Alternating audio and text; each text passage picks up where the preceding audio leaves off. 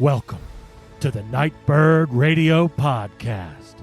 I'm Timothy Saylor, and I'm going to be your host this evening as we sound out the subconscious, navigate the nocturnal, and explore the farthest reaches of our experience. Coming at you from the back of an 86 Dodge Ram van on the rolling foothills of the Blue Ridge Mountains, in the Great Forest, deep in the heart of the Kali Yuga. This is radio for the hauntological turn.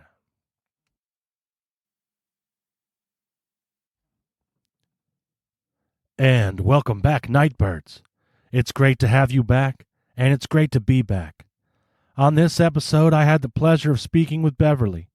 She's a magical practitioner, a writer, a mother, a wanderer on the roads that weave their way between this reality and others, a passerby through the way stations that dot the countless realms roamed by the intrepid ones who walk between worlds. And I'm happy to call her my friend. We wove our web of wyrd into a tapestry of many topics. We talked about death and the grieving process, of strange encounters on the road, of spirits of place and the strange and often otherworldly geography of Turtle Island, of reality tunnels, belief systems, magic as heightened awareness, and moving through liminal spaces. We talked about fear and how to act in the face of it, and so much more.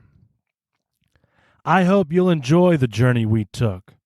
So without further introduction, let's fly.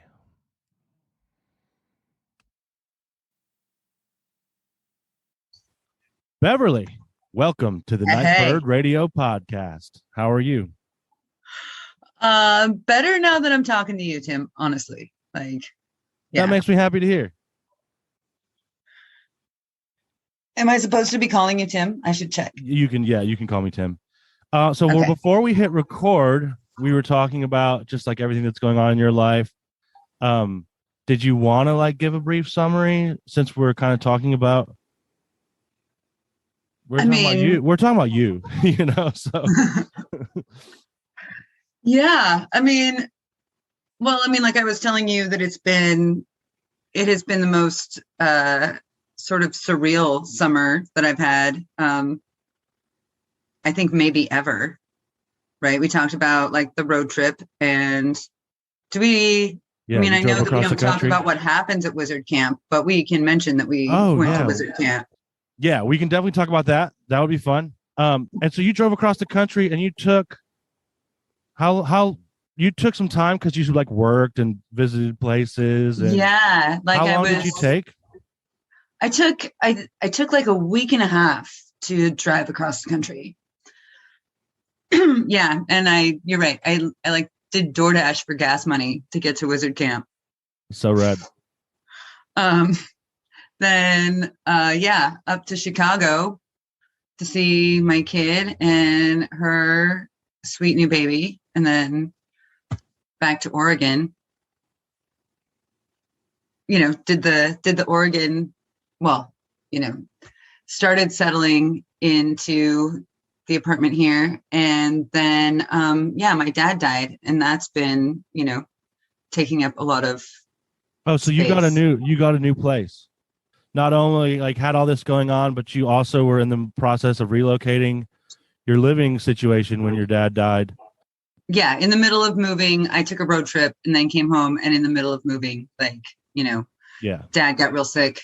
And that's interesting too, because my brothers and I both, or all three of us, went down there when we heard that my dad wasn't probably going to make it. But none of us had talked to my dad in 6 years. Okay. Yeah.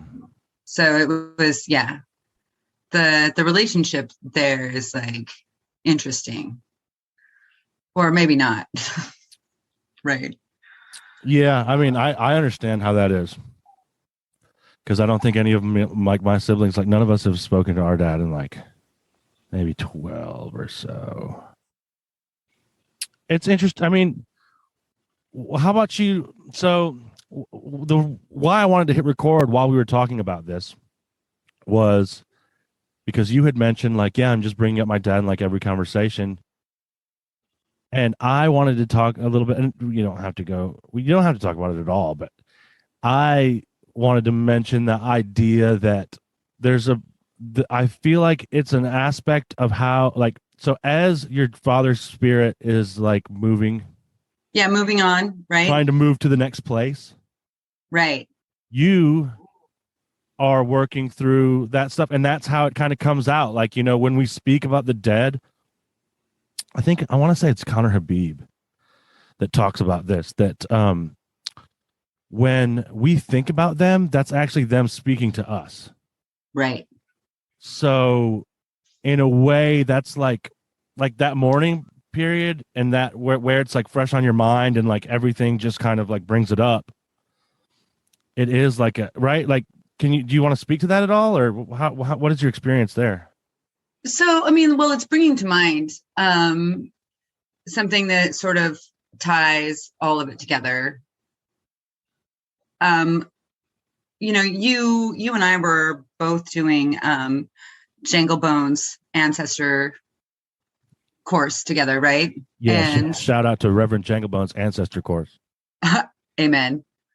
And when I was doing that coursework, I actually found the graveyard where my first ancestors in Oregon are buried. And it's like this little, it's on private land, behind like barbed wire in this, very peaceful grove of trees out in between like Eugene and the coast, right? It's not something anybody else is going to be interested in going to, right? But, I found out it was there, and, because it's me, I went ahead and like jumped the fence. I've since gotten permission from the people that own the land to go out there. Oh, yeah. But, the first time I was like, because it took me like 3 weeks to get a hold of them, right? Like, yeah. So I have graveyard dirt from, great grandma that actually came to Oregon from the Appalachians, right? So when I did the road trip, right, where I was going from Oregon back to Appalachia, I brought that graveyard dirt with me in the car. Oh, nice. Right. And it's, so having interactions that way. And then when I heard my dad was dying, I went ahead and like Google mapped my way there, and it gave like the typical way that you would get from Portland to where his house is on the Oregon coast. Right. But like halfway down, Google Maps is like, we have found a better route. And it took me past the graveyard where my people are. Right. And so it was like, oh yeah, like they're coming. Like they're getting in the car with That's me, so coming cool. for you, Dad. Yeah. So like I definitely have like this feeling that, how do I say, right? Like my dad might not have been ready, but our people were ready to receive him, if that makes any sense. Yeah, that makes great sense. And that gave me goosebumps. Yeah. Which is, so, that's not a bad place to be. I feel like, you know what I mean? Like, who's ready? But as long as like my people are ready, yeah, let them come get me. Yeah. And so, and two, right? Like I have better relationships with some of our dead people than I have with my dad. Right. Yeah. I feel like that all the time, man. Like I get along with the dead so much better. Like they're so part of why we're probably called to this work. But anyway, continue. Yeah. So like having and like you get to just like have conversations, right? And like through this process, like I haven't felt particularly connected to my dad. Like I'm waiting for that. You know, I mean, and like his ashes are in the room with me, like right now. And I'm kind of excited actually about some of the plans we have for his ashes. I feel like I can focus on the parts of my dad that I really loved and respected that way. Right. Yeah. All right. So we decided to start really heavy. Thank you for sharing that with me, by the way. I know that like I just kind of like, hey, so tell me about this, but you know, it's relevant to what we do. Yeah, well, and it's good to be able to laugh about it with somebody too, right? And just to talk about it, Who gets it? It helps me. Like, yeah, I'm excited for you to experience that too, in terms of like, as time passes, and as you kind of like, as you do your own sort of like elevation or whatever you want to call it, right? Right. For your dad, like the way it's just always so it never gets old to see them come through in like different ways, especially like getting like a year off. It's like, oh, this is you. Oh my gosh. Like, and that's another reason why it's so cool to like be in relation to them, is because it really shows that like we don't have to stay the same even after death. Right. Like there's more to be done. And like, you know, maybe like some people that might not sound appealing to, like, just let me sleep. But you know what I mean? Like, right. Do that if you want to. Right. Well, I mean, like in my dad's case, like he was a wild one for sure. Right. But there was totally this dichotomy too, because he worked for the Oregon Department of Forestry for like basically my whole lifetime until he retired. And so part of what's going to happen is, you know, he helped steward the Elliott State Forest here in Oregon for most of his career in one form or another. Right. So, you know, taking his ashes out to some of his favorite places there. And then the cousins and I and my brothers are all going to do a raft trip down the Rogue River and scatter some of his ashes while we're like kayaking down Whitewater. Nice. Yeah, that's good stuff. Yeah. It'll be good stuff. I'm happy for y'all that y'all are going to get to do that. And I'm happy for him that he has y'all to do that for him, you know? Right. I think that was a surprise for him, actually, when my brothers and I all showed up, like right before he died. I think, yeah, I don't think he was expecting that at all. Because it's not, I mean, complicated relationships, right? Yeah, absolutely. Well, it's interesting to me to hear you say that, because you talked about, it's an interesting sort of mirroring of how you mentioned that your people were ready to accept him. Well, that's happening on both sides, because your people on this side are helping in that too. You know what I mean? So like, it's not a surprise to me that should shine forth in the living as well, if that makes any sense. Yeah, that totally makes sense. And, you know, I think not always the case. That's true. Well, and also like a lot of the reason my dad was isolated before he passed was, you know, he had a really hardcore gambling addiction, and it just was way more important than everything else. Well, I mean, it's like, wow, like addiction is heavy stuff. It is. It's, and I talk about it on the show, you know, because I have my own experience with it. It's, I can't really think, it's a bit like a possession. Yeah. You know, and there's certainly things that I did to aid that. Like, you know what I mean? Like, I'm not definitely not removing responsibility. It takes two to tango, you know, but it becomes like, yeah, this other, it's like an indwelling of some kind. I don't know. Right. Well, I mean, like the whole thing too is that like the idea that like death releases you from that too.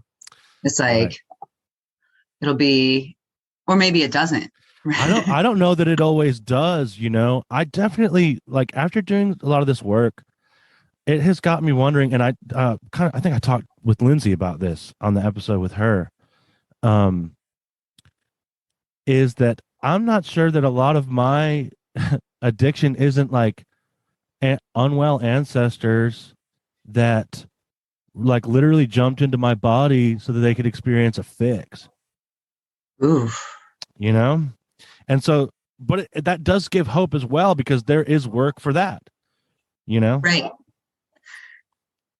Right. I mean, oh, wow. Yeah. I mean, so like how much of this stuff is even from like how much of the stuff that I'm dealing with is even originating in this lifetime? Like maybe not a lot.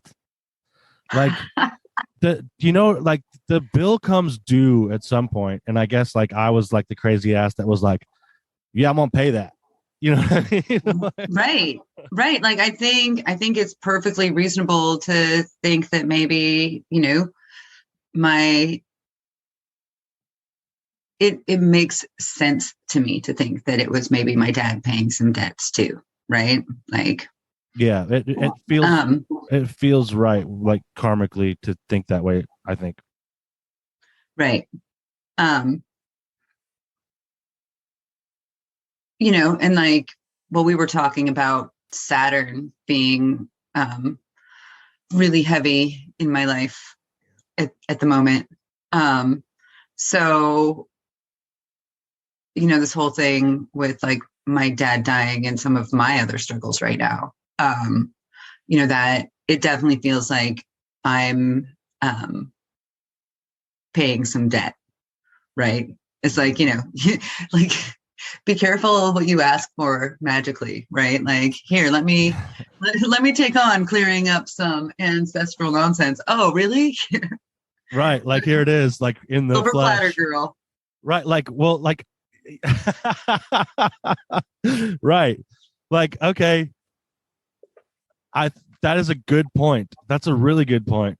Like I don't always think about what that might look like, but it's like I'm the one incarnated. So what does that look like for an incarnated person? Oh, it looks like literally the thing, you know?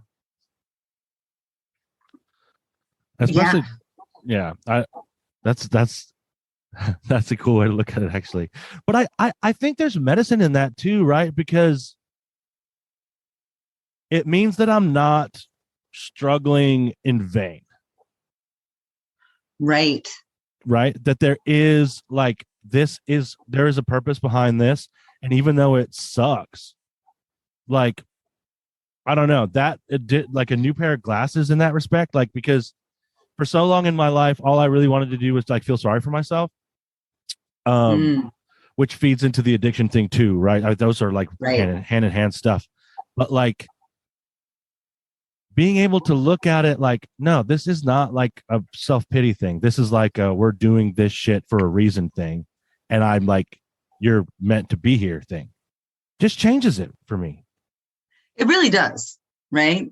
And, you know, like generationally, because I'm looking at my kids and watching how their lives are changed and shaped by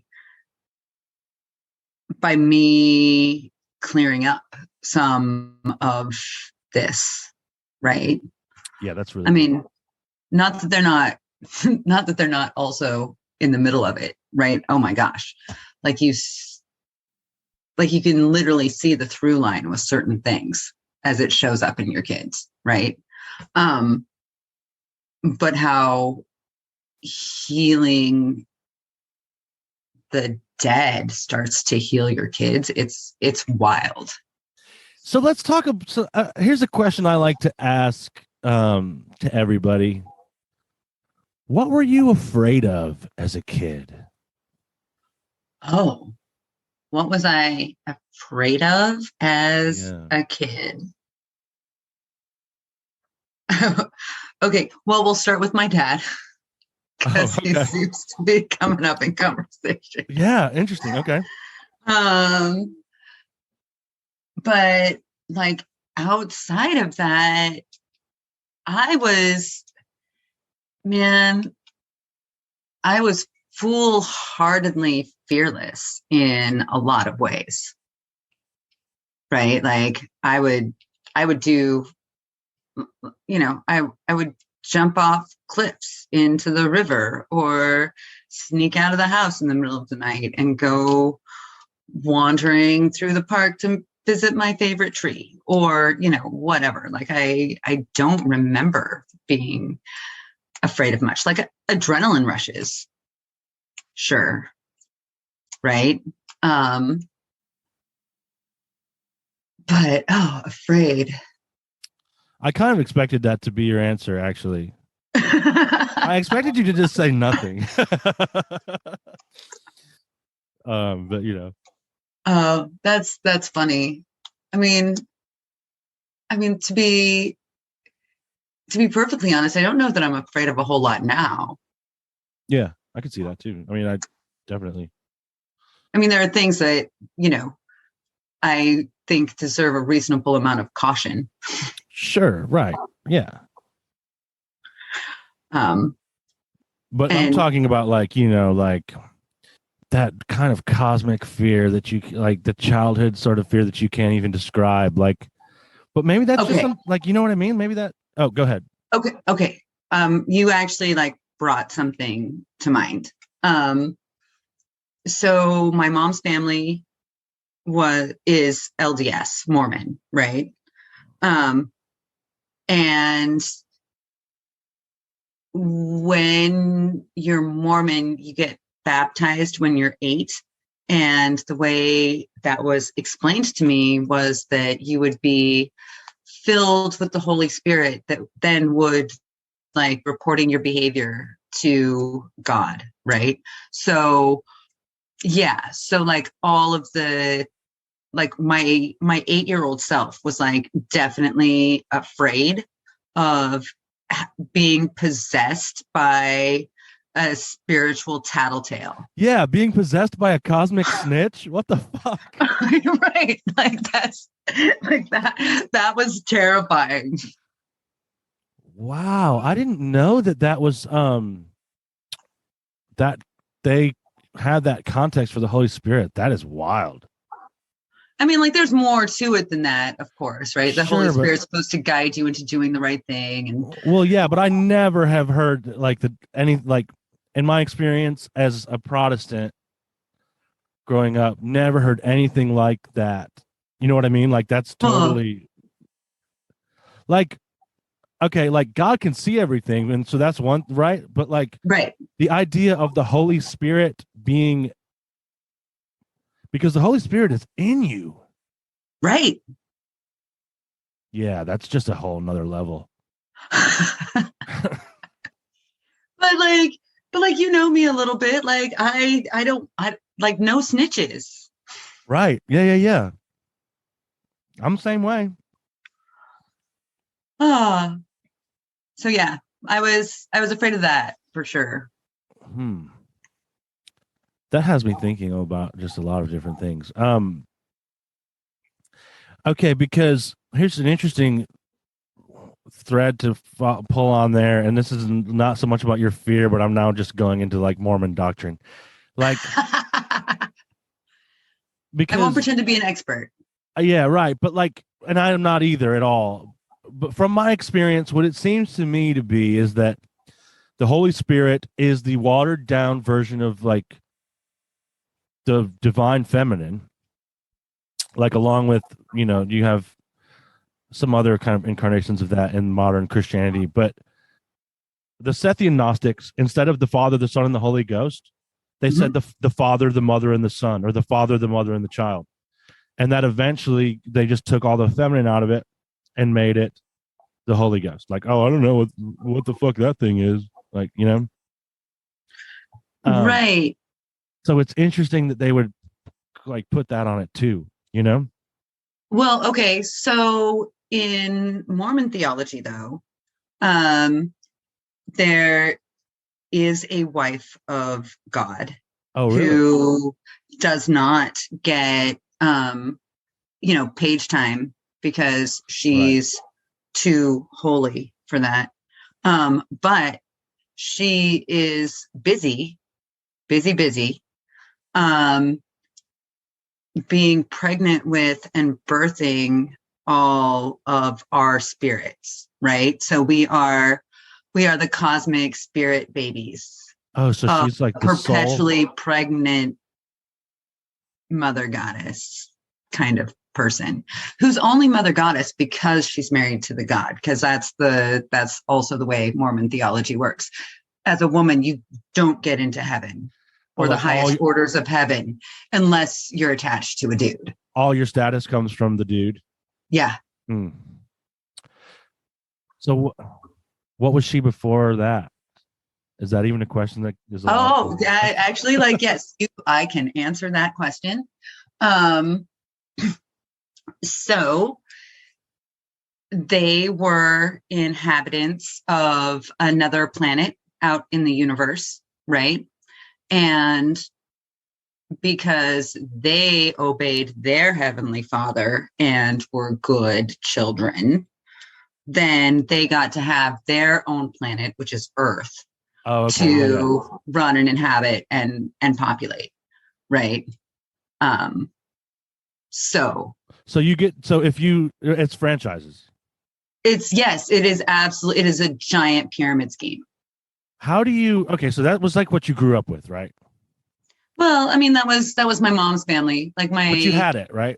Right. Oh yeah. I'm definitely like highly exposed. So is there anything that you take from that? From like Mormon culture? Sure. In your practice at all? Or do you is it totally discarded? Oh. So, I mean, I don't know how familiar you are with the history of the Mormon church, but the founder of the church was like a shuckster folk magician. Yeah. Joseph Smith, right? Right. And my mom's family is like old school Mormon. Like they've been Mormon for like almost the whole way through, right? Yeah. Mormons before Utah, for sure. Gotcha. Right. So they were like moving around with the whole show, like. Yeah. Yeah. And so like there's been a retention of a little bit of folk magic, right? I mean, I was taught a banishing spell, right? Where you just like call on the name of Christ if there's ever any like nasty entity that's like trying to be around you. It's a given that you can just tell it to leave because you can. Right. Which is true, like universally kind of. It is true. But you have to know that you can do it, which is the interesting thing, right? Like you guys have to know that you can.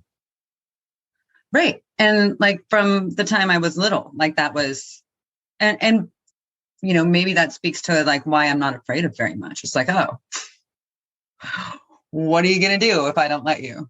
Right. So, that and like other like small little magics, right? Like baking a certain kind of groom's cake and putting it under your pillow. If you are ever at a wedding reception, you take the groom's cake and you keep it under your pillow, and then you dream of, your future loves or love, right? Like that kind of just like little folk magic-y but that's the stuff that works. I mean, not that they're more than just that works, but you know what I mean? Like that stuff, there's a reason that stuff is passed down because I feel like it's often quite effective. Right. And like, that's not necessarily Mormon, right? Right. Like that's probably was taken from before that, you think? Oh, well, I mean, a lot of magic is very derivative, right? And it's not like something the church promotes, right? The church has like done a lot of work to sort of erase the fact that it comes from a magical tradition at all. It gets passed on like in spite of. Right.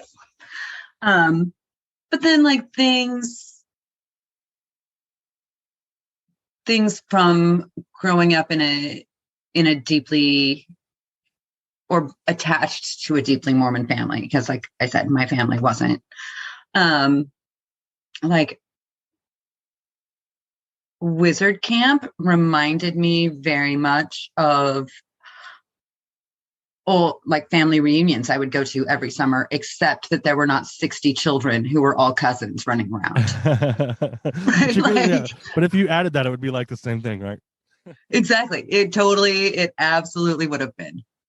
That's interesting that you say that, because it reminded me very much of like church camp, but like how I wanted it to be like how it could have been. You know what I mean? Like if it was right, took away a bunch of the bullshit. Yeah, well, I mean, like also though, everybody at camp was an adult, which makes like a lot of adults don't need as many guidelines as children do. Yeah, that's a good point. Like, no, you may not jump out of that tree in the middle of everyone's tents. If you need to jump out of a tree, please go over there. Right. Right. Yeah. Those conversations that you have with children. But like the sense of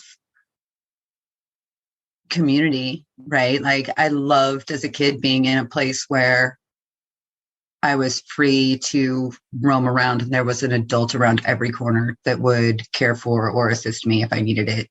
Like that's, back to the other, like not being afraid of much, right? Like if you have at least some experience of that kind of environment as a kid, I think it really carries you. Yeah, that's a good point. I think there's an aspect of that to like spirit work too. Like I feel like a lot of the very beginning of getting to like be involved with spirits in general, or like even just believing that they were around and could be related to and gotten to know, Mm-hmm. I think that's part of it, right? Is that like, oh, I'm cared for. Like, right.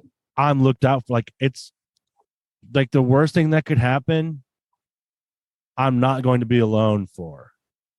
That was a huge part of it for me. Yeah.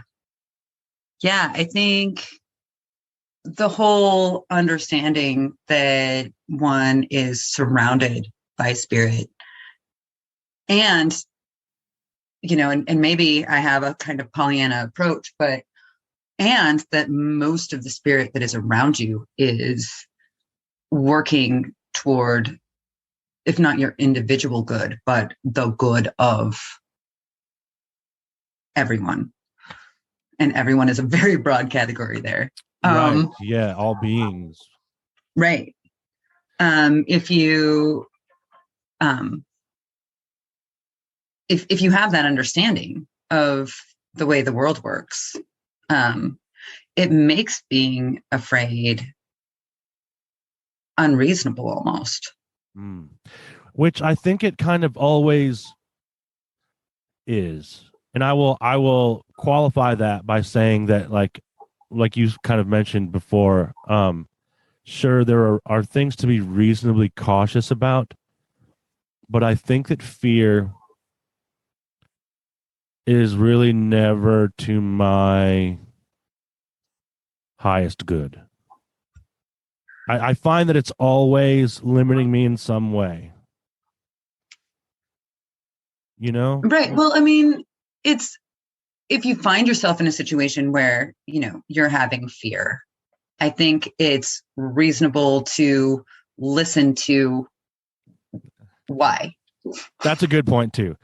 Like in a lot of ways, fear has also been like one of my greatest teachers because it shows me like what I need to look at. Right. Right. Right. And it's okay. Like I'm thinking of like this random time in my 20s when like somebody pulled a gun on me. Right. That's a reasonable situation. Yeah. Okay. You feel some fear during, right? That helps. Go ahead. Sorry, I keep interrupting. But, at the time, because like I'm really good at bravado too, right? So talking the guy into like putting the gun down was it felt like my only real option. Right. Which is not a fearful way to behave. Even though you experienced what you would describe as fear, you did not behave in a fearful way. If you were trying to do that, you know what I mean? Well, I firmly believe that predators prey on fear. Yeah, I think so too. So if you're not giving them what they want with their behavior, right, then they're going to at least try a different tack or realize that you're just not the prey for them. Yeah. So what taught me this was fishing. I love it. The trick there is, I'm sure you know, is if you can see, but if you can't see, then you just kind of do this motion. But the fish that you're trying to catch is going to go after your lure when it appears to be like running away. So it can be standing still, and then you do that kind of jerky motion, right, to kind of emulate that. And the big fish will, like 9 times out of 10, strike when the prey, your lure, is pulling away from them. It's the same as like running from a bear or something. Right. You don't run from bears in the woods or cougars, right. Or yeah, you face them. Because what? Right. Well, I mean, like actually, like with a cougar, you don't want to make eye contact. Like that's an act of aggression, right? Oh, okay, so that's not good. Okay, but you you never big, right? Actually like don't make contact with prey animals that might want to fight you. Well, yeah, that's generally, I would say, good advice. But don't you try to look big for a cougar? You do. You try to look big. And okay, so to the point, there's only ever in Oregon been one death by cougar. Oh, really? Yeah. It was a woman on a bicycle moving away from the cougar that then chased her. Right. Yeah, so she probably looked more like an animal on that's my four theory. Legs who was running away. Yeah. Right. Yeah. Like she looked like she was running away. So the cougar went after her. You go out in your backyard with like some pots and pans and a wooden spoon and start screaming at a cougar, and it's going to leave. Yeah. Because that's not how prey acts. No, it's not. So what I wanted to say when you had set off a light bulb in my head about encountering someone brandishing a gun at you is that is a proper response, because that's something that's happening in the present, in the moment. It's happening now. But a lot of fear that we experience is a response to something that's already happened, but most of it is about the future that doesn't exist yet either. Right. Or the past doesn't exist for a different reason, right? But the future doesn't exist yet. And so this fear isn't serving me at all. Now, the fear for something happening in the moment, like if someone was trying to jump into this van and stab me, I would have like no one, I don't think, could say that I was having fear that was misplaced in any way. That difference to me is important, because I could spin my wheels endlessly about things that haven't happened yet and be in fear about those things. And that's going to totally just take my legs out from under me. It'll take your legs out from under you. And I will give an example of, without naming names, of someone close to me, right? who is kind of obsessed with the cadre of car thieves that are in Portland right now, right? And he's literally had his catalytic converter stolen out of the car and had cars stolen, like, repeatedly. He keeps getting his car stolen. Damn. Right? It's wild, right? Like, he's super focused on it. Was he super focused on it before it started happening? You know, that's a good question. A little bit. And I'm not trying to victim blame at all, but I think you can see where I'm going. Yeah, no, there was definitely, like, I do know that there was attention paid to the less savory behaviors going on. And yeah, it's an actual, like, focus for them. And so, you know, and here I am, right? Like, I'm like, oh yeah, no, like, I have protection shit in my car and I keep my doors locked. Like, I'm not worried about it. Why would I be worried about it? Like, I got too much shit to worry about besides, like, sure, it could happen, but if I worry about it and then it does happen, it's almost like I gave it too much. Like, oh, I spent all the time worrying about it and then it happened. Like, or, I mean, and, you know, the difference between fear and worry is one to maybe explore, but maybe not. I don't know. I don't know that they're that different, but I mean, I'm willing to listen to an opposing point of view, but I think I find them to be the same. Like, where I see it is in, like, more commonly these days is from, like, news media, or social media too does this, but it's just exists to, like, create a feedback loop of fear. Fear and anger both, and right? Anger, but, like, what is that adding to the system, and what is that like? The metaphysics of that are much more troubling to me than, like, oh yeah, it's just, like, from about money. Like, what? Sure, maybe it is, but, like, but what is that causing? Like, what is that putting into the system, and what is then being created through that? Like, it's a spell, right? It is like a spell. And, you know, for the most part, I mean, the real, like, sometimes, right? Like, it's good to pay attention to the news, so you know what's going on around you. For example, going to the Oregon coast, I'd been driving through tsunami danger zones, right? Yeah. So if you don't know a tsunami's coming and you're trucking down the road, right? Fair enough. Right. Or, like, the fires too, right? Right. Like, I listen to, like, where the fires are, where the tsunamis are, where the cops are out of control. Yeah, you know? that's a good one too.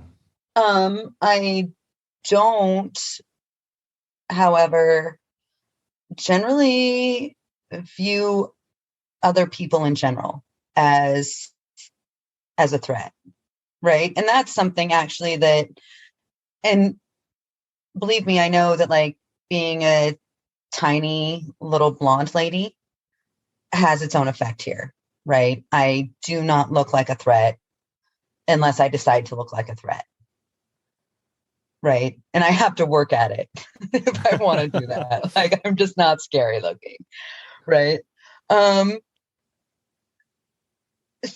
But my experience, seriously, has been that, like, people generally want to be kind and helpful to you. And I think when you do that, or when you have that point of view, that it has an effect on reality. Like, you know? You do it. So tell me what, like, don't you think if I see the whole world is out to get me, then the whole world will be out to get me, like in a very real way. Right. Which doesn't mean that like some people aren't or can't be dangerous. Right. Right. Totally. But I think that actually clouds my ability to see when it's for real and when it's not. Oh, absolutely. If you're thinking that it's everybody instead of the people that are actually right. Right. Because then I can't listen to my intuition if I'm in a constant state of fear. I find that's just my experience. I think that's real too. And the other thing too is that, like, you know, disarming people who may be out to get you through sheer, I don't know how to say it. I'll give an example, right? There was one night when a friend of mine and I were walking back to my apartment. And at that time, I lived in Chinatown in Portland. And there's only like a couple places in Chinatown in Portland where there's actual like bushes and foliage, right? But we're walking by one of them, and there are these two men pulling the clothes off of a woman who's completely limp, right? And you know, that's a little scary. Yeah. Or could be, right? So I hand my phone to I press the buttons 911, right? Hand my phone to my friend and say, if it gets weird, press the button. But then I walked up to these dudes and this woman laying on the ground and was like, oh my God, your friend looks so drunk. Does she need some help? Like, it looks like you're getting her clothes on her. Like, did she try to, you know, just like playing completely stupid. And at the same time, like standing witness, right? So the dudes just took off. And then we did actually call the police to come get the passed out lady. But yeah, like, but I came to it with an attitude that was like, not afraid of them. Yeah, right. I just assumed, like, even though I knew what they were doing. Right? And you know what could have happened too if you would come in like in an overly aggressive manner as well. Like it just triggers something. That reminds me. That's a really good example because it reminds me of like when I used to bartend and how you like the best way to actually remove someone isn't to like grab them and like toss them. You know what I mean? Like right. Sometimes that might be, but that's very rarely the case. It was usually like putting your arm around them and listening to them and being like, yeah, man, I hear you. Well, and like slowly walking them over. And by the time they realize what's going on, they're out the door. Right. And just like, they don't even know what happened. As opposed to like starting a huge fight, which can be fun, but isn't like the best course of action. Don't get me wrong. I've had those moments too. Right. But that's generally after I have already been like violated. Right. Yeah. That's like worst case stuff. Yeah. Or even just, you know, the guy who like puts his hand on your ass the third time at the bar actually needs to get decked. Yeah. Right. Well, yeah. Cause at that point, it's like the universe has chosen you to be the distributor of karma. Right. You know, like, oh shit, I guess it's coming through me. And I do believe that happens sometimes. And you know what? I'm very grateful for the people that were that for me, because I know that sometimes I deserved that shit. And I can only be grateful for the people that delivered it to me because I learned my lesson. You know, like I had to, like when I was young, I was a little fucker. And like I had to get my ass kicked a good couple times before I realized that, like, oh yeah, I don't really like that. I don't want that to happen. Like, and that can happen if I just like run my mouth or like pull knives on people or like just, I was like for real. Right. Right. It sounds like maybe you did need your ass kicked a little. I did. Yeah. You know what I mean? And none of it was like that bad, like whatever, bloody nose, bloody lip. Like, I don't know I don't know what's going on these days, maybe it's the same as it ever was. I don't know. But yeah, it was nothing that was like, it was nothing that I hadn't doled out to others too, Right. But on that vein of like, let's change tack here a little bit. I want to know kind of how have you always lived the life of the spirit? Is how I kind of want to say it, but that sounds super weird. Oh. You know? Has it always been in your life? I mean, I grew up in large part like tromping through the woods in Oregon, right? Like, how can you not? Yeah. Like, it like for real. Like one of my very earliest memories, right? So my youngest brother was born when I was 5, and this was way before he was born. So I was little, like maybe I was 3, right? And we were out at deer camp, and I remember it was deer camp because I had to wear certain colors of clothes to make sure nobody shot me. There were these 3 trees that were growing in this certain configuration, right? And I remember playing in and sitting in those trees and just listening to what they had to say to me, right? And I was obviously like wee small. So yeah, very, very much like always in that vein. Although there were certain periods in my life where the pressure to conform and forget and be normal, quote unquote, did its own magic, right, on me. Yeah, it really is its own magic. So I've needed to come back to it. And like the last house I lived in down in Eugene, right? Like, it was like, it's the longest I've ever lived anywhere. And like, we were going to talk about like, travel magic, but like magic of place is, miraculous. Right. And the way, I mean, definitely that house was owned by a witch when it was built, like hands down. Like, you look at the layout of the protective plants and where they're set, and just that it was obvious if for a magically operant person, right? And I've definitely, I mean, like, there was my own work that I did there, obviously, but I would have people come over and tell me that they felt like they were in a bubble of safety. Like, yeah, I know what you're talking right? about. Yeah.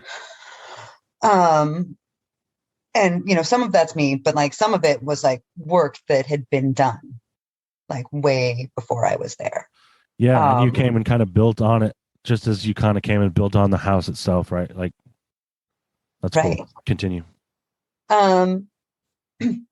But like, it would introduce plants to me that I was supposed to develop relationship with, right? Like, all of a sudden, in the middle of my herb garden, there's mullein that I had not planted. Oh, wow. That's so cool. Right. And so, and that happened with like more than one thing. Like, when I was really developing my relationship with Queen Anne's lace, right? That summer, my yard was covered. Right. It was like very, like, I felt we were just like in tune. with one another for a good portion of my time there. You know, and like I'm in a new place now, and like getting apartments are very different than houses. I'll just say. Yeah, absolutely. Your field is like just intertangled with everyone else's, for better or for worse. Yeah. Right. I'm really glad that for the most part there's great neighbors here. But that's good. Yeah. Yeah. Creating that same type of bubble here is going to be more challenging. But doable, and you know, shit, you probably learned some stuff. Oh yeah, absolutely. Yeah. Absolutely. And you know, the fact that like looking out this window right here, right? Like there's this beautiful hawthorn tree and like all of these oaks in what is very much like a hedgerow across the street is also cool. Feels really relieving. That's very protective too. Like sound, EMF. That's helpful for all that stuff. Right. Trees are the best. Trees are so fantastic. They really do like so much for us. That was, I think, what made like going through Wyoming on this road so challenging for me. It was so weird for me too, driving through those, and like I call them empty states. I know they're not empty, but like the grids, it fucked my mind up. I found it to be trippy. Yeah, trippy, and I don't know. There's like because time on the road when you're doing a road trip is its own stretchy, weird thing. Yeah, right? Very much so. There's a lot of trance going on too. Yeah. So, you know, I drove through Wyoming and ended up like at like 1 o'clock in the morning, because that would be kind of my routine. Pulling into like the last rest stop in Wyoming before I crossed over into Nebraska, right? And there were some trees there, right? Like some scrub pine and all that, but like it was late at night. And then, you know, got in my car as soon as I woke up and like zoomed off into Nebraska. But like once I got to like where the Platte River was really nourishing the land around it, right? And things were like green and lush again. Like I started bawling, right? Like, yeah. So relieving. Because yeah, like the desert, that kind of high desert, I think just stresses me the fuck out. Oh yeah? Yeah.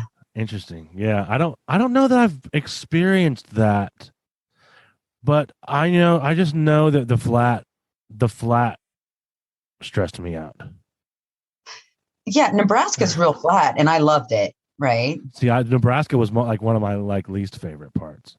And that's when I felt like I got abducted by aliens one night. Like Okay.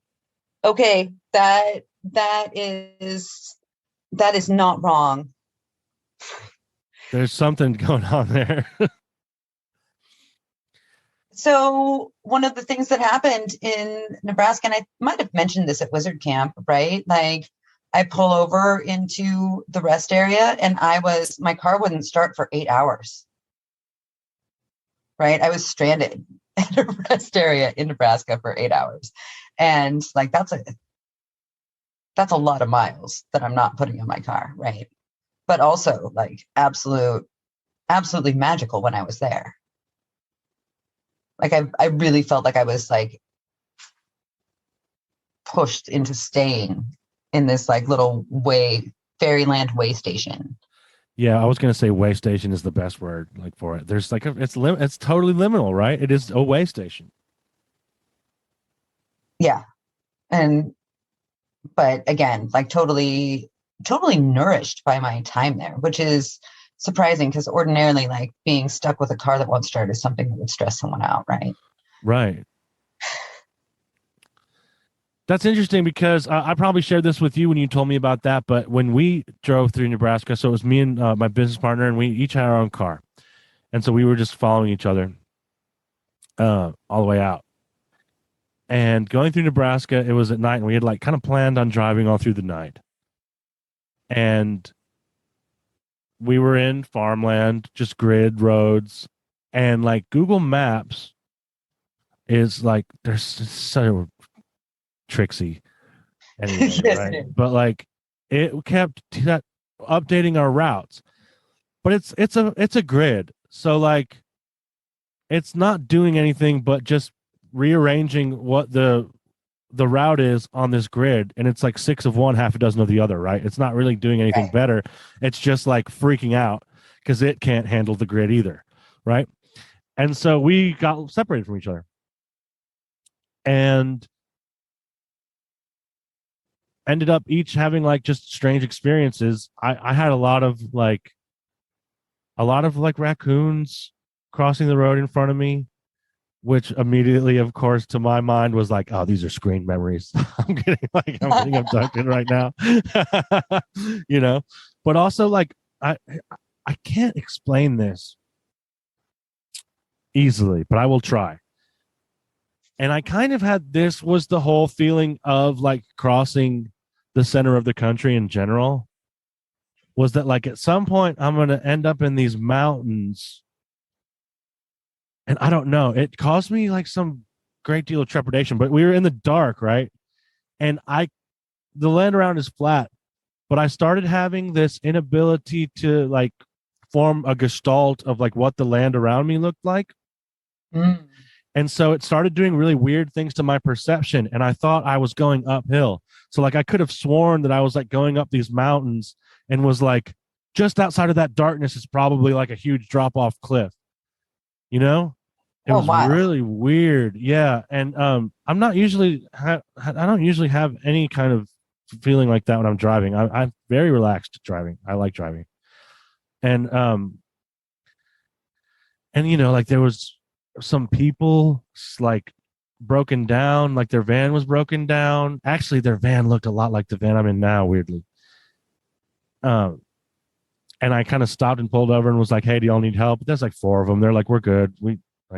You're good. Mm-hmm. You don't have to stop. But just like any little experience like that, I try to catalog in a situation that seems like bracketed by weirdness. It's like, okay, this is all part of the experience, right?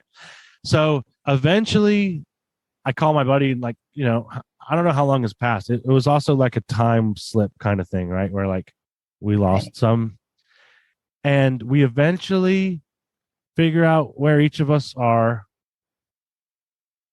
And like I remember once we finally hit a road that wasn't a part of this grid system, just being so relieved.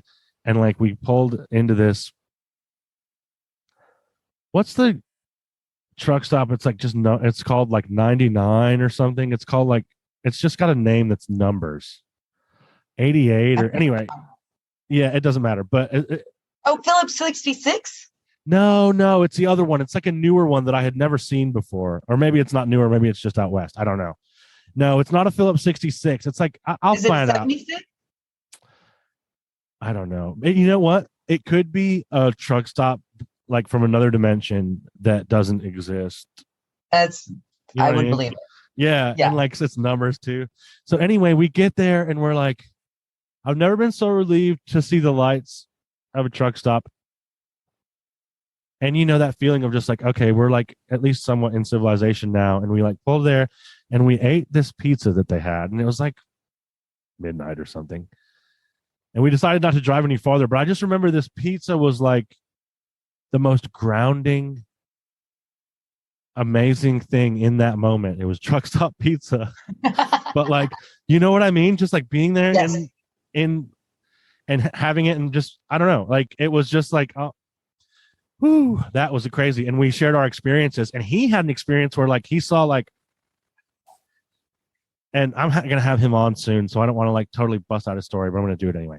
Like where he saw like basically like a floating light, like a whippoorwill or like not a whippoorwill, but a will-o-wisp in the middle of the road that flew at him. just like stuff like that. Like all the kind of things that usually surround that high strangeness kind of abduction thing, but I don't remember any experience of abduction, but that doesn't mean I wasn't. You know what I mean? I definitely felt like there was something fucking with me. Well, I had that experience kind of in Illinois, or I think it was Illinois. After I left Chicago, right? I was door dashing in the far out Chicago suburbs, and I had a route set. Me and Google had decided that I was going through like South Dakota and Montana because I wanted to not go through Wyoming again. Yeah, right. I hear you. And then I somehow, after a bunch of flashing lights, got totally turned around, and Google had changed its mind and was sending me back exactly the way that I had come, right? Like down the same freeways. Whoa. And like I'm missing 2 hours. Oh shit. Now when you say flashing lights, what do you mean? Like a bunch of white flashing lights in the air above me. Oh, word. Yeah. I guess what I was trying to get at was like, where did they come from, right? Like, were they from the sky, from the horizon? It doesn't really matter. I'm just curious. Yeah, above you? Okay. So, that's yeah, wild. I mean, like, yeah, it's just like, oh, on a road trip that happened. Okay. Yeah, and, but I it's guess funny. South Dakota. Yeah, when it's on the road, you're just like, well, what can I do but keep going? Like right. Like, yeah, that happened. That's weird. All right, what are we gonna do? Like, we saw some wild shit in the sky. Like, I didn't expect to see that much stuff. But there's something about that sky that's just like so open. It's almost, I don't know that I might have found it oppressive. I'm used to like hills and woods and stuff. Like, we can't really see the horizon here. Like, I don't know how it is there, but like I'm guessing it's similar. Like, yeah, very much. That whole like big sky country idea, right? Yeah. It was really, because like you go to the coast and you can see the horizon over the ocean, right? But that's really only like half your sky, right? Yeah. Especially in Oregon, you turn around and look, and there's literally a mountain in front of you. Yeah. Right. Or like a bunch of trees are blocking it or whatever, right? Yeah. Right. So I think I underestimated how comforting I found that. And then to not have it was strange, but go ahead.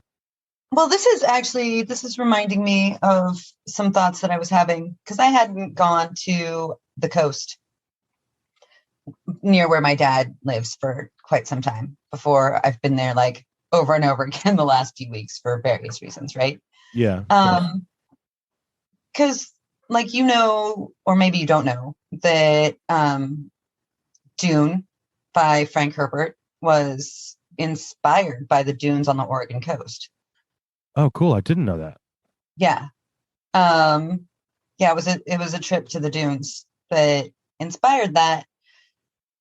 And right, like as I'm moving through that landscape, and especially like my memories from being a kid, it also absolutely had to be the inspiration for not only like the planet Arrakis, but for the planet Caladan.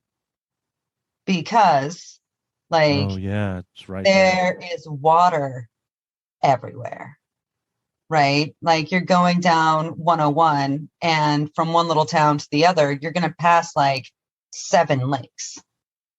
And then you get to like the bottom part of where the dunes are, the southern part, and there's Coos Bay. And like this, it's this weird international seaport in the middle of the Oregon coast, fucking nowhere. But the bay itself is huge. It's huge. It's like San Francisco Bay in size. So yeah, it's and then of course the ocean, and it rains all the goddamn time. So you have the inspiration for the desert planet in a place that's literally just soaking with water. um, which is a trippy place to grow up, let me say. That's cool that you mentioned that. I felt this a similar way about in Arizona when I was out there in Phoenix. Ooh. Because it's an ancient ocean, right? Yeah. So it's a desert with ocean dreaming. And that is, you can kind of feel that about it. Like the land is remembering being an ocean.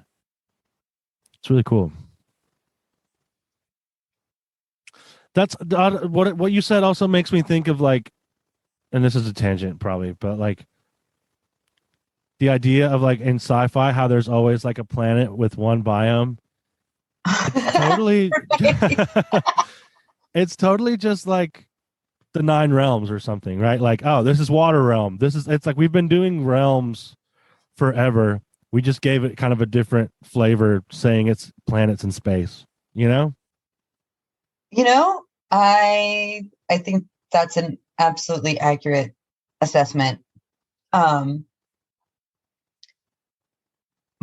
But what that does is, okay, so there's definitely, like, I'll just use the Dune universe as an example, right? Like there's definitely the Space Guild and like their ability to like move through liminal literal space, right? The space between planets. Yeah.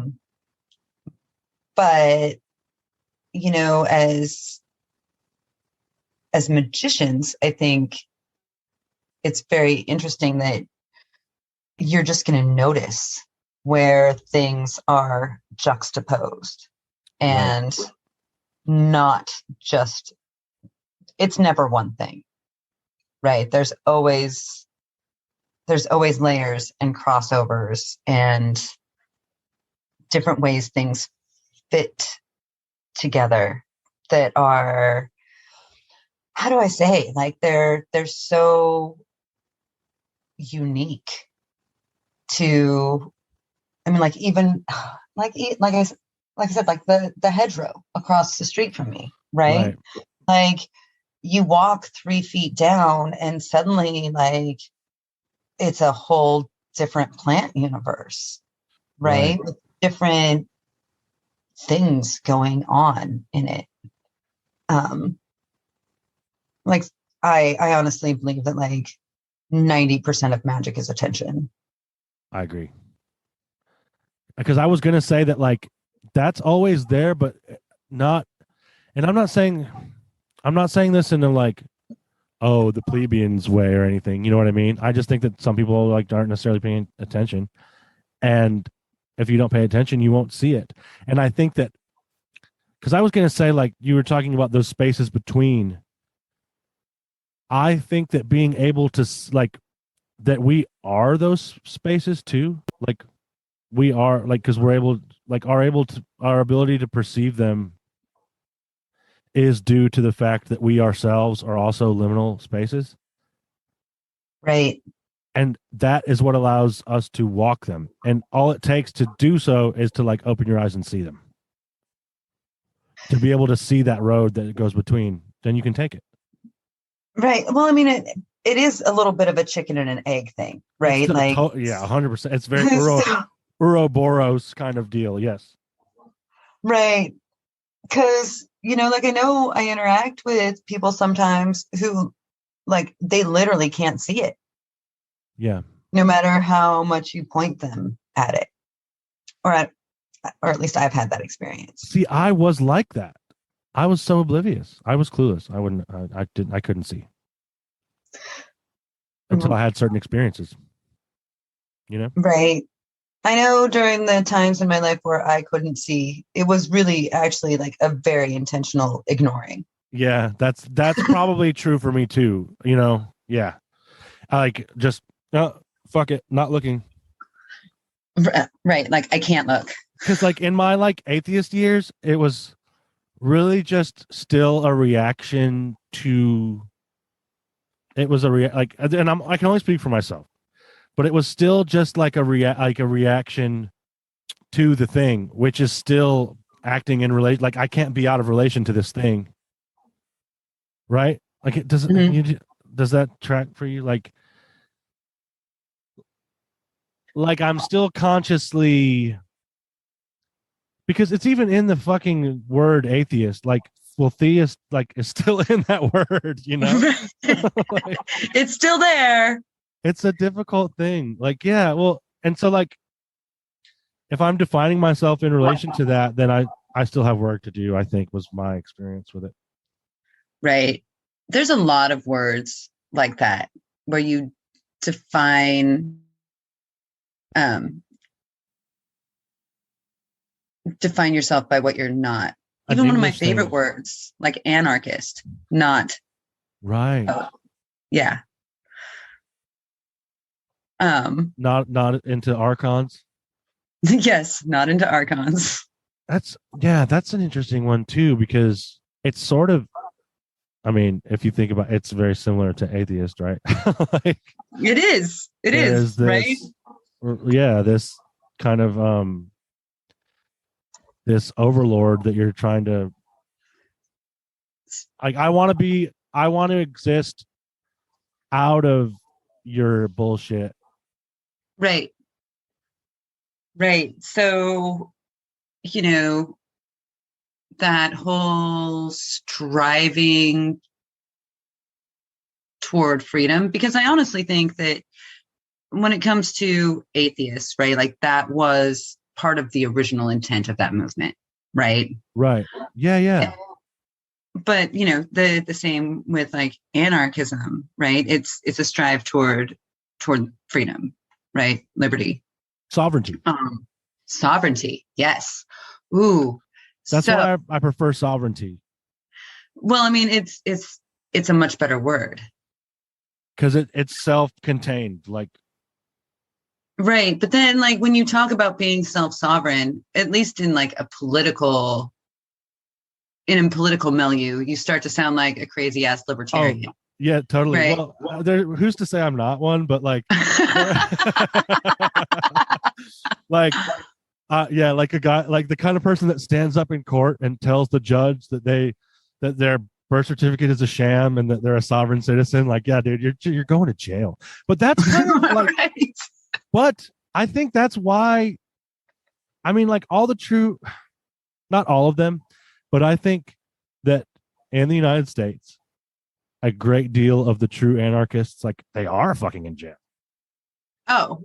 Like that's where you find them. Like, correct. Or the woods, like I'm sure I feel like it's probably a little different out where you are, but that's what it looks like to me from where I'm sitting. Well, I'm telling no tales out of school, but sure. You could be correct. Yeah, I could. Yeah, right. Wink, wink. But there's also compromises one makes, right? Yeah, one must be cunning. One must be cunning. Well, I mean, like, I send my child to a private religious school. Like, right. Yeah, you're threading the needle. I am absolutely threading that needle. And just listeners, do please know that like private religious school was not my idea. Like I would never put a 15-year-old girl there who didn't want to go. Because that's wrong. Right. Anarchism applied to parenting is really interesting, right? Like you're responsible for everything that these people that you're trying to teach to be self-sovereign do, right? That's a whole weird liminal space. Yeah, that's a mind fuck, really, to me.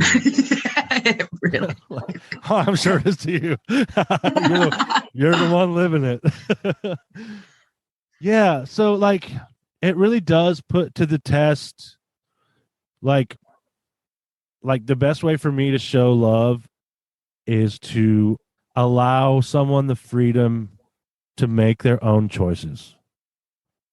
Right. And not like, because I think that it's, for me, like when I try to like put my fingers in too many pies or extend control into aspects of my life that are none of my business.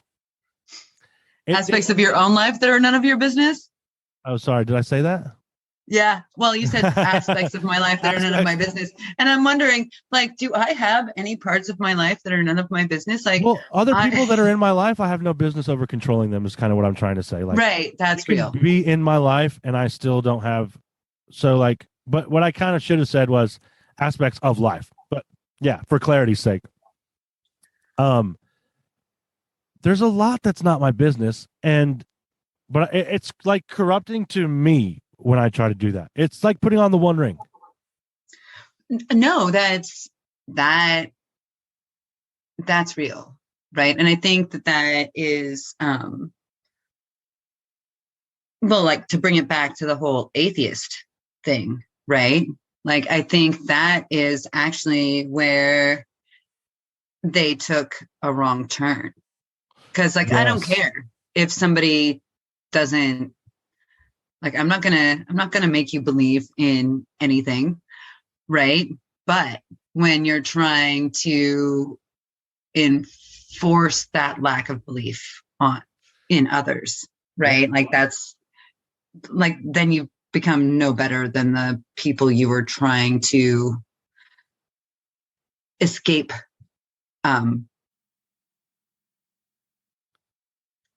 to stop being controlled by. That's the way I want to put it. You've fought dragons and become a dragon. Well, right. That sounds way cooler than it actually is for that though. Like I want to become a dragon. So this is like straight out of my, like the playbook of my life. I became disenchanted with like Christianity as one does. And I like swung the other way into atheism, but I was really just practicing. I was still being evangelical. Right. I kept that. And then I had to be in that for a while. And then I was like, oh shit, I can just like step to the left, like one step and be completely out of this paradigm. Just completely out of it. Right. And that's what it took. But like, yeah, it's just, wow. I did a lot of dilly-dallying, I guess. As one does. And I had to. I think I had to, you know? Well, I know very few magical practitioners who are like, oh yeah, I caught on to this when I was 8 and I've been, studying voraciously ever since, right. And am a master of these 5 schools of esoteric arts, blah, blah, blah, right? Like that's at least not in our crowd. Right. Of like wild chaos magician. Like to try things, Right. Like before I knew about reality tunnels, I was doing, I was doing reality tunnels, but like the ability to have awareness that I'm doing it allows me just to not like sink years of my life into it. You know what I mean? Like there's a very big difference with that. Right. But, and like that's into it. It's a very good way to think of my periods where I have quote unquote stepped away from the spirit, because I remember each time there being a conscious decision to go, oh, okay, I am going to step into this reality and see where it takes me. And honestly, I think sometimes validate. Sorry, go ahead. Well, I mean, like, and sometimes it was like to validate a theory that I had, right? But then I get into that reality tunnel and I did not know how to get out for a minute. And then that grounding period is actually kind of necessary in my experience after that, because I have to like decompress or something after it, right? So like, right.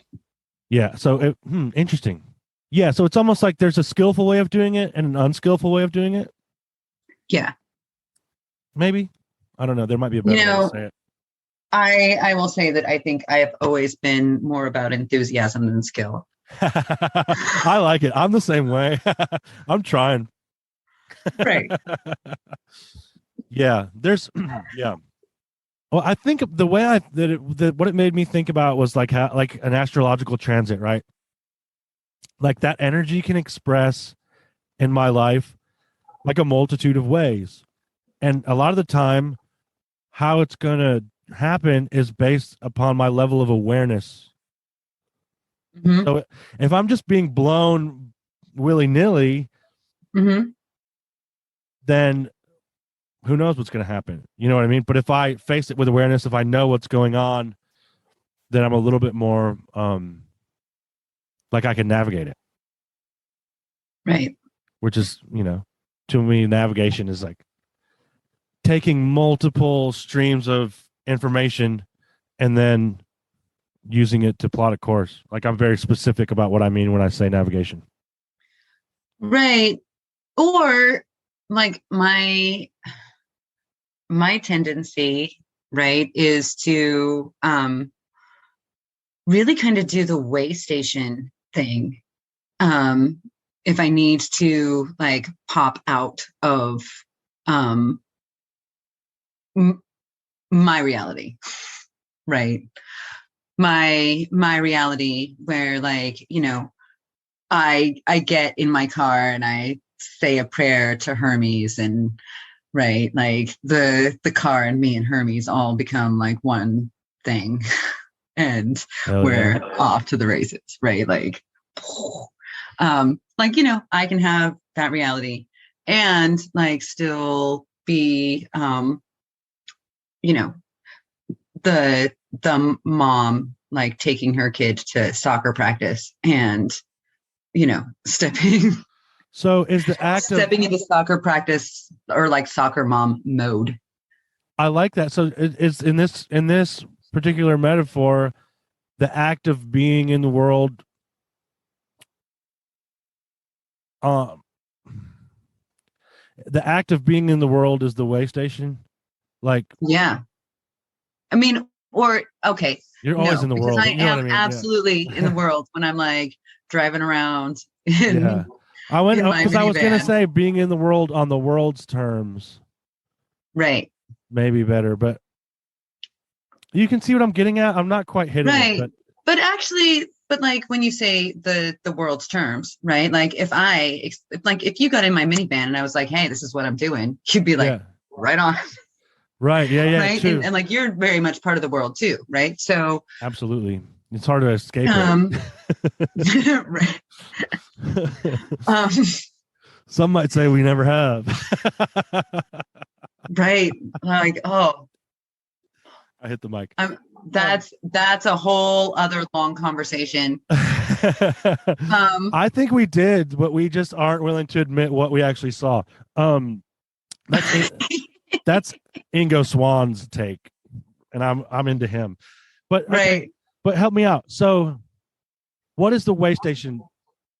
Right. The way station is the way station. What does that look like? Is the conversation with the soccer coach where I'm like, oh, where I fail to mention the fact that like I'm gonna like maybe put some win soccer game sigils inside my kids' shoes, right? Hell yeah. But I guess the way station is when I when you yeah, I see what you're saying. When you bring them together, but they come together through you, right? Right. But like when I have tough. when I have to mask up, right? Yeah, right. And I guess like I don't have to, right? Like I wear my mask like maybe more loosely than some of our other friends, right? Right. Yeah. Yeah, I mean like part of what I'm trying to do in my life is to like just freely be in magical reality like as much as possible without having to mitigate it or blow it off, right? Like or shut the veil. This is part of what this project is for me, is to like cause that magic to bleed over into every portion of my life, simply because I have no choice. Because like it was actually kind of like a big thing for me, because my family didn't really know anything about what I do in this realm. You know? Oh yeah. Has your family been listening? Yeah, they say they have. I don't think, probably not to every episode, but yeah, they've been listening. And some of them I really don't know what they might think about it. They might have things they don't even want to say to me. And that's okay. But like it was for me, like kind of like what you're saying, right? Like I'm kind of at this point where like some of the stuff I do is like in a way performative, where like I want to be walked in on.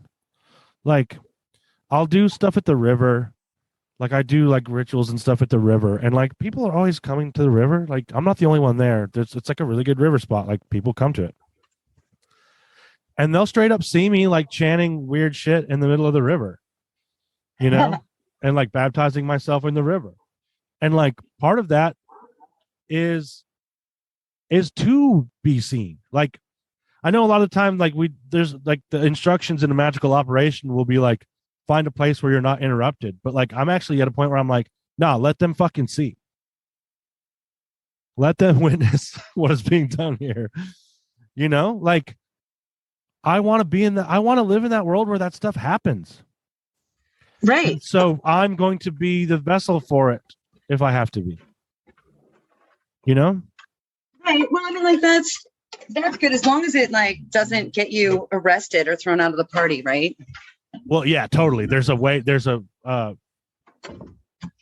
line to be walked, but and who knows what's going to happen in the near future? It may not be a good idea. You know what I mean? Like, I don't know. I can't I can't say the way things are going to go. With the social acceptability of doing this stuff, like it could become quite dangerous. You know what I mean? But right now, I don't have any fear of it. It's so hard for me to imagine that reality. I think in part because of where I am. Yeah, for sure.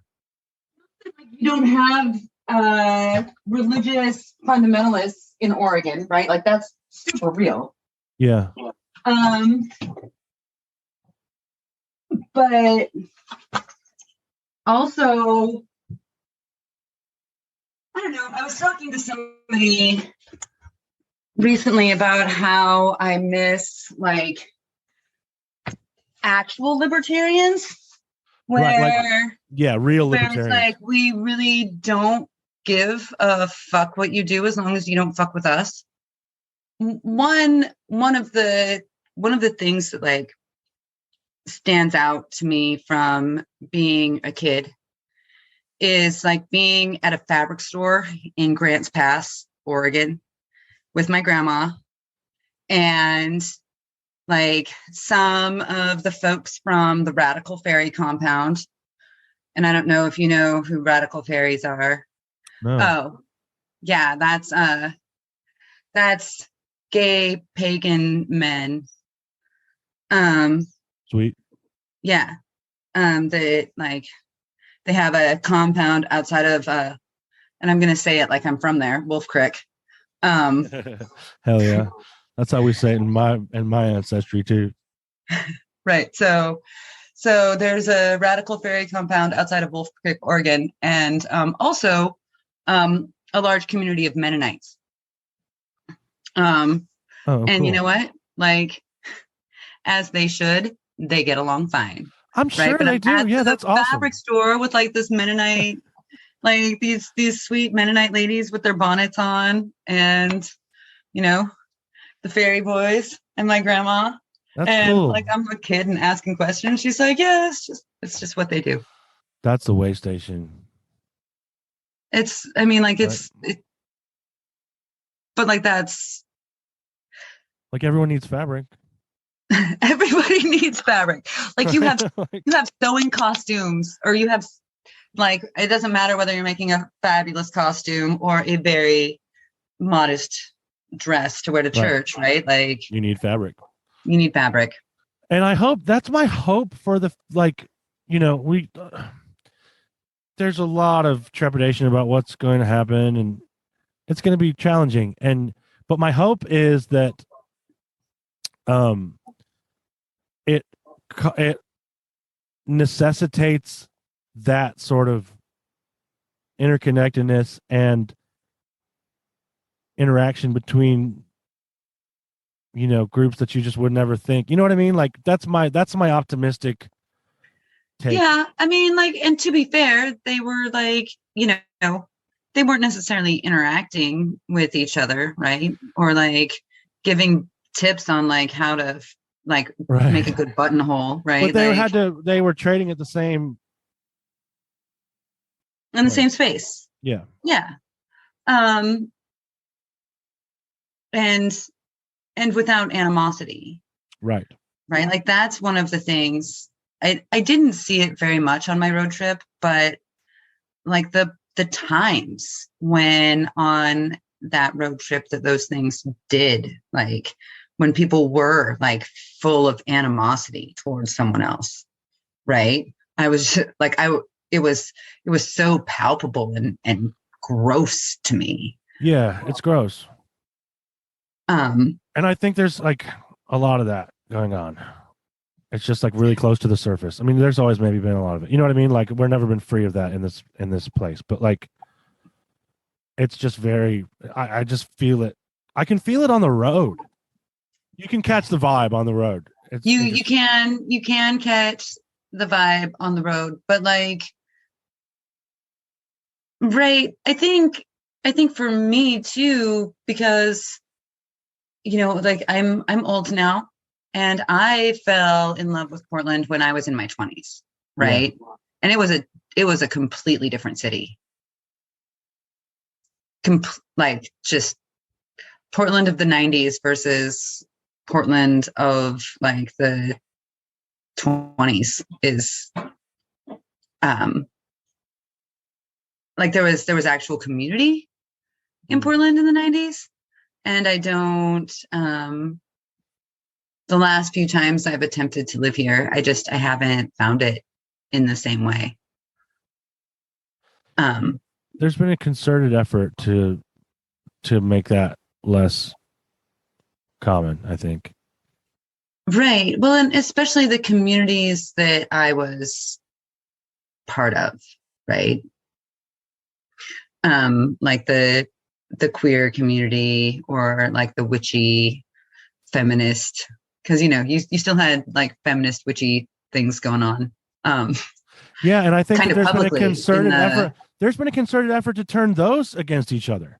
Like, I don't know that it's necessarily happened, but like I don't know. I just see a lot of division being sown in all areas. No, I think you're right. And it's, I don't know. And not,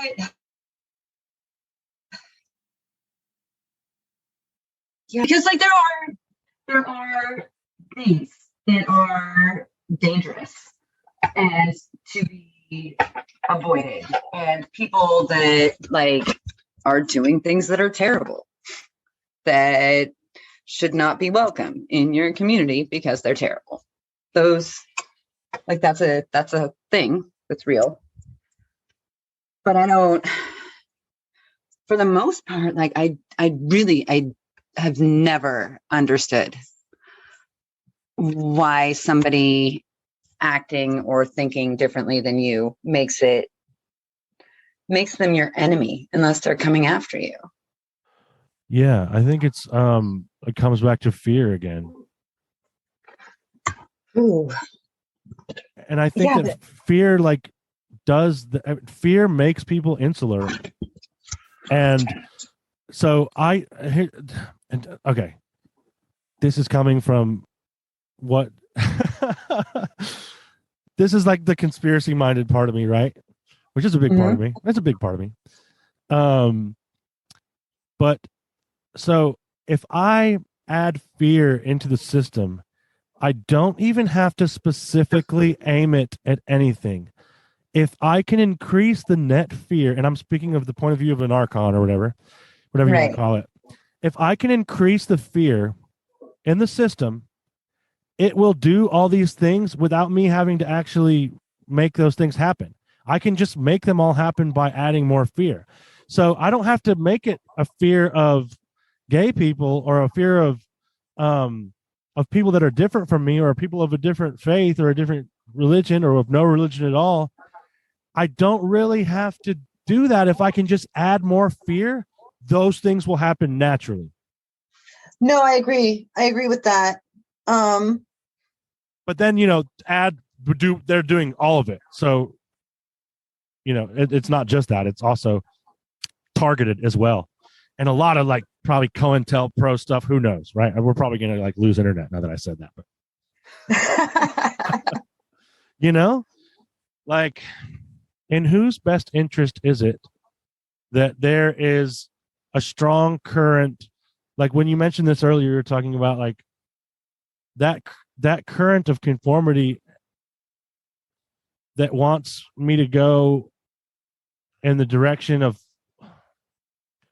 the herd, maybe for lack of a better word, right, or like what everyone else is doing.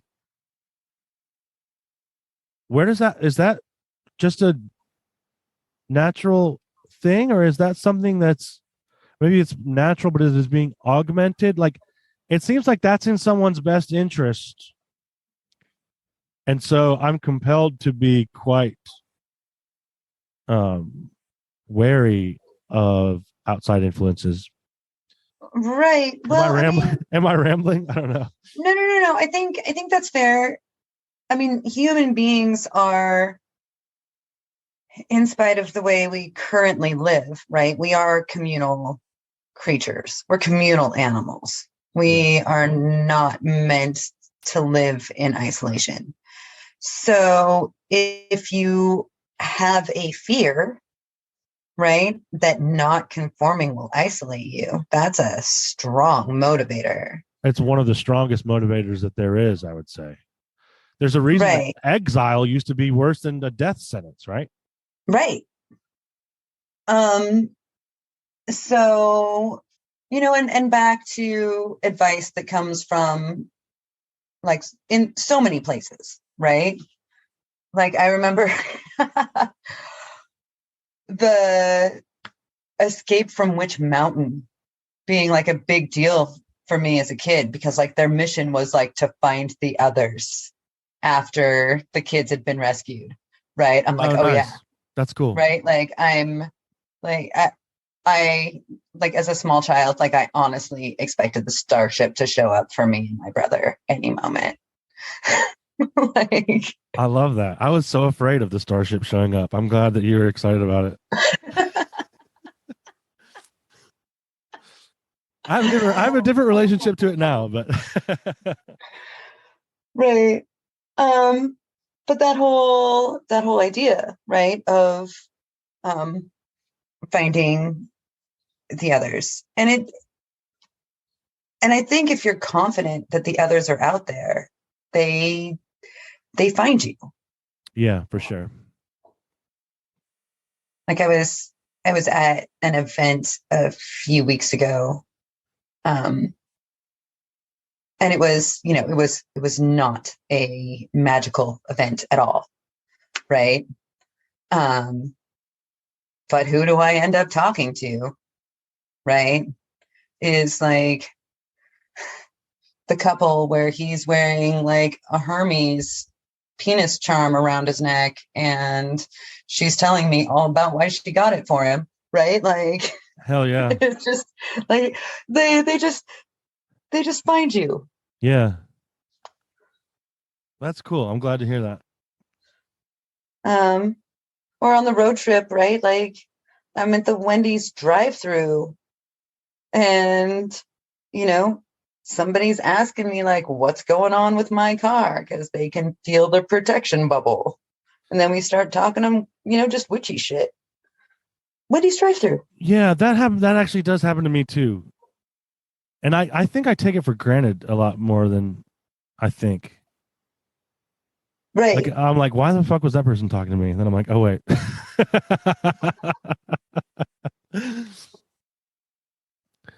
Yeah.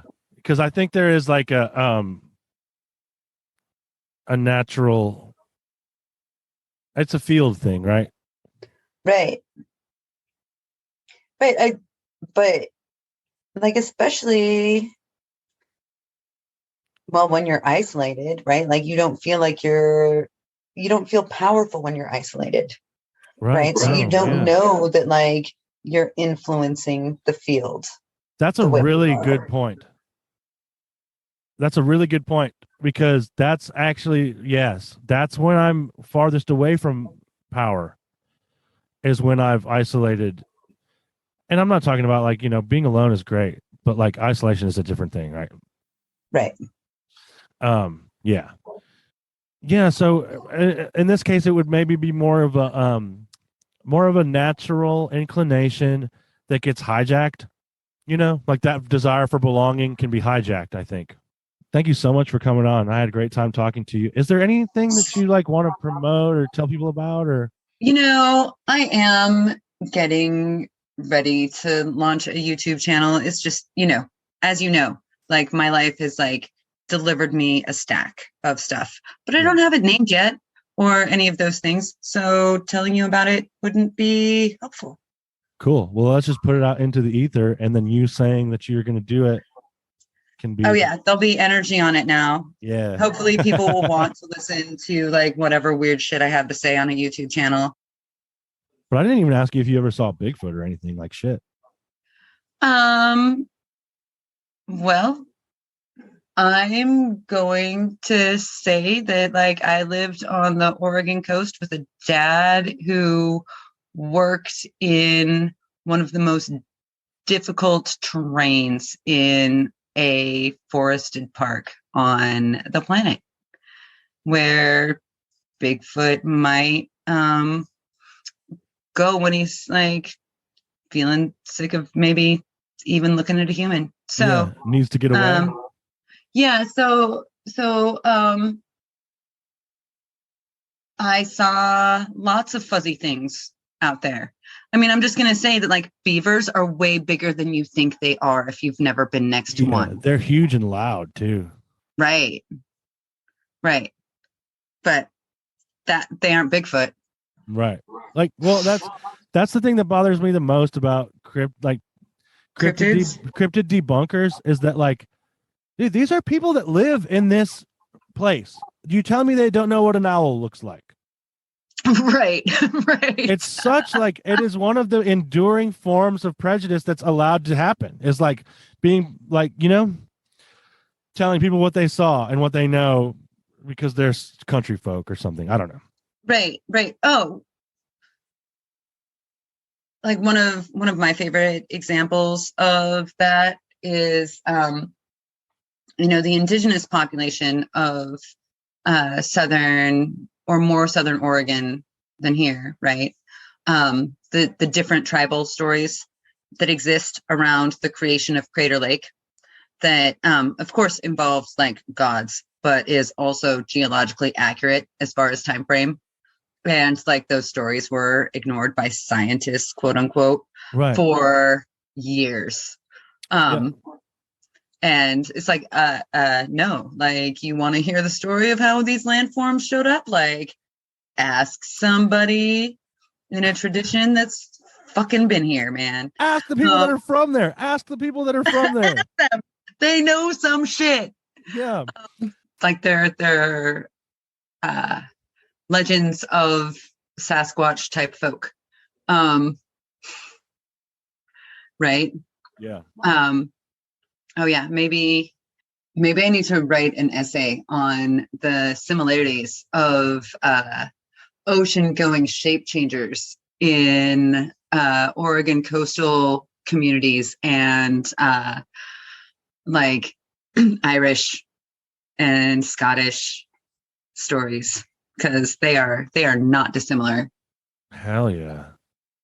Like that sounds great. I would read it. Well, I mean, yeah, there's you gotta love seal skins and like Selkie babies. Yeah, hell yeah. And how those things might be similar and different, right? Because there's obviously going to be differences. Right. Yeah. Well, that's why comparison is like such a rich way to explore those things. It's endlessly compelling when something can be so similar yet just distinct. And so those they play off each other in a way that's really satisfying to me. Right. And like, I can't tell you for sure that I've seen a Sasquatch, but I can tell you for sure that I have communicated with a river spirit. Oh, hell yeah. That like is a shape changer.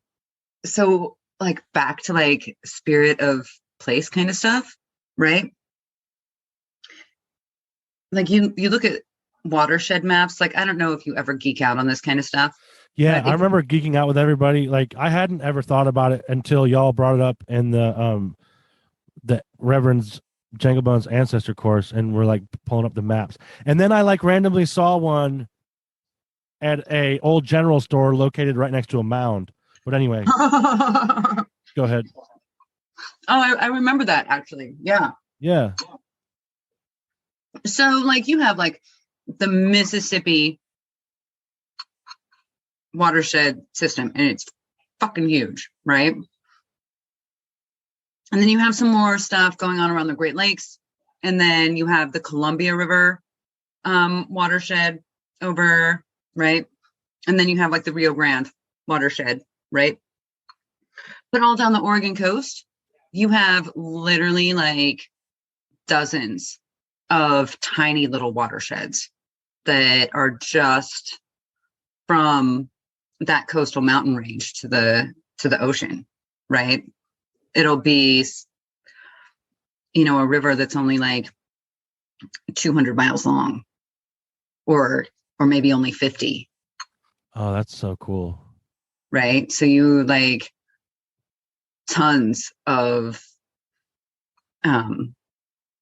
river gods. That's awesome. That sounds amazing.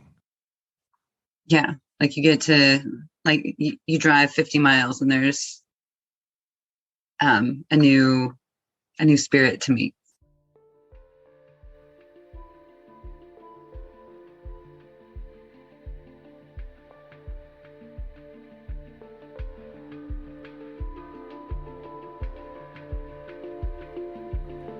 Do you experience weird shit?